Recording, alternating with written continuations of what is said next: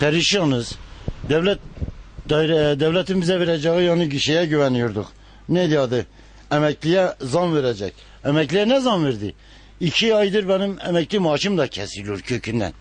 Ne değil, senin Vakura SSK'ya borcu var. Ne borcum varmış? Benim borcum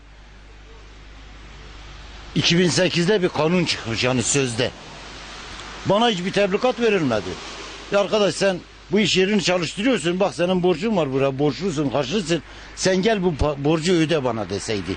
Ben de zamanında giderdim, ya dükkanı üstümden alırdım, bir çocuğumun üstüne kaydederdim.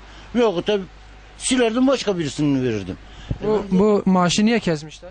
SSK'ya borcum varmış, dükkan çalıştırıyorsun diye. Benim dükkanda 30 tane nüfusum var. 30 nüfus üstüme kayıtlıdır. Hiçbir tane bir yerden evim yok, kiralardayım. 6 tane çocuğum evlidir, 6'sı da benim üstümdedir. Hiçbir gelirim de yok bir yerden. 6 çocuğum da perişandır, boştur. Devlet sorabilir, soruşturabilir. 6 tane çocuğum da kiralarda kalıyoruz ben. Ben kendim de şimdi emekliyim, kirada oturuyorum şu anda. Yaptığım işe bak. Mecbur kaldığın için bunu yap. Mecbur kalmışım zaten. Ya aldığım maaş zaten 700-800 lira maaş alıyorum. Onu da devlet 2 aydır benden tutmuş, kesmiş. Peki yetkililerle görüştün mü? Yetkililerle görüştüm. Kanundur. Biz kanuna bir şey diyemiyoruz. Ancak onu ileride yani şey olacakmış. Neydi adı? Bu af gelecekmiş. Af gelene kadar peki ben ne yiyeceğim? Zıkkım yiyeceğim. Ben kiramı ödeyemiyorum. Bu konuyu kiminle görüştün Tay? Bütün yetkili SSK'daki elemanlarla görüştüm. Bankaya gittim, dedim ya benim maaşım, dedi abi SSK kesmiş senin maaşın. Peki kardeşim, ben maaşımı nereden alacağım? Ben ne yapacağım? Ben ev kiramı nasıl vereceğim? 20 tane 30 tane nüfus benim üstüme kayıtlı, hiçbir çocuğum bir işte değil. Hepsi boş. Damatlarım boş, kendim boşum ha. Ben çalışıyorum. Üstelik kansere yakalanan çocuğum var şimdi şu anda. Yataklarda yatıyor evimde. İlaca sağa sola götürecek. Ankara'ya 2 sefer gitmişim. Halktan, sizin gibi işten dosttan para toplamışım, götürmüşüm. Çocuğuma bakacak durumum yok. Çocuğum evde ölüyor şimdi şu anda. Peki günlük olarak bunda ne kadar kazanıyorsun dayı? Geçimini yapabiliyor musun? Geçim abi, ne yapacağım geçim? Kilo başı 500 lira 1 lira parayla bu balığı satıyoruz. O da yani kendim yakalamıyorum. Alıyoruz biz. Balıkçılardan alıyoruz. Hani benim işim değil. Ben bunu yakalayamam ki. Ben 70 yaşında bir adamım. Ben suyun başına gidemem ki. Ama bunun mecburiyet karşısında kilo başı 1 lira 500 lira para kalıyor bize. O da günde kıştır. Her taraf olmuş balıkçı. Günde ya 10 kilo ya 20 kilo balık satıyorum ya satmıyorum. 15-20 lira parayla kimi geçindireyim? Kendimi mi geçindireyim? Çoluk çocuğumu mu geçindireyim? Ev kiramı mı vereyim? Bizde zaten Yetkililerden ne istiyorsun? yetkililerden bizim niye maaşımız kesiliyor? Bize niye bir ev, yer, yurt verilmiyor? Ha biz kiracıyız ya, ev yapmış. Neydi adı bu? TOKİ ev yapıyor. TOKİ kime veriyor evleri?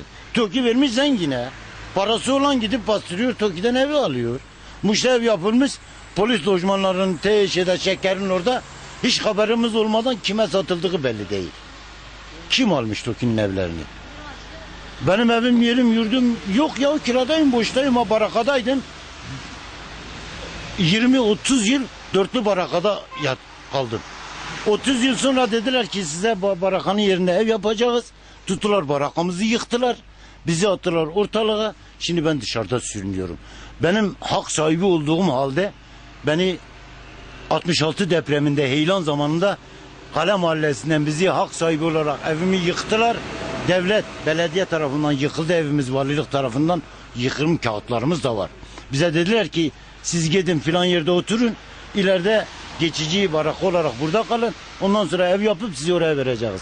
Ben 30-40 yıldır bekliyorum. Ben kiralardayım. Dışarıdayım yani, evim de yok halayım. Bu evin karşılığında size daire mi? Hiçbir şey vermedi. Devlet bana hiçbir şey vermedi. Bir taahhütte bulundular mı? 50 sefer geldiler, işte evinizin yerini yapacağız. Yok bilmem size kredi vereceğiz. Ev yapacaksınız. Barakamı yıktılar, bir kaldığım 4 çatma tökme bir barakam vardı, bellidir yani. İstersen gidip orayı da çekebiliriz. Barakamı da yıktılar. Ha şimdi perperişan ortalıktayız. Hakkımızı da vermiyor devlet. Hakkı olan kim gittiyse, rüşveti verdiyse oradaki yetkililere, onlar gittiler, ev sahibi oldular. Aldılar rüşveti. Hakkı olmayan İstanbul'da, İzmir'de, Almanya'da kalan geldi, burada hak sahibi oldu. Biz burada perperişanız arkadaş. Biz derdimizi kimseye anlatacak kimsemiz de yok. Çünkü torpilimiz yok. Torpilimiz olsa zaten evimizi alırdık biz kendimiz. Bu işi yapmazdı.